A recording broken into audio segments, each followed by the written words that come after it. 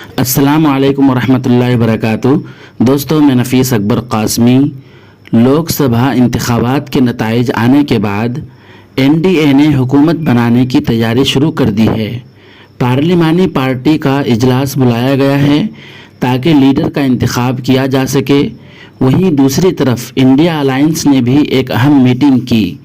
سبھی پارٹیوں کے لیڈران دہلی پہنچے۔ تقریباً 2 گھنٹے کی میٹنگ کے بعد انڈیا الائنس نے اہم فیصلہ کیا۔ اتحادی لیڈروں نے واضح کیا کہ وہ ابھی حکومت بنانے کے حق میں نہیں ہیں اور دعویٰ پیش نہیں کریں گے۔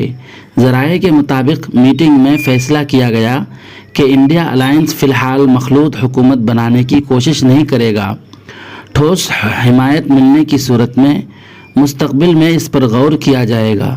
لوک سبھا انتخابات میں انڈیا الائنس کو صرف 234 سیٹیں ملی ہیں اور وہ اکثریت سے 38 سیٹیں دور ہیں۔ دیگر جماعتوں سے بات چیت کے بعد اتحاد کے رہنما اکثریت کے لیے مطلوبہ اعداد و شمار حاصل کرنے میں کامیاب ہوتے نظر نہیں آئے، اس لیے اپوزیشن میں بیٹھنے کا فیصلہ کیا ہے۔ قابل ذکر ہے کہ الیکشن کمیشن نے تمام 543 لوک سبھا سیٹوں کے نتائج کا اعلان کر دیا ہے۔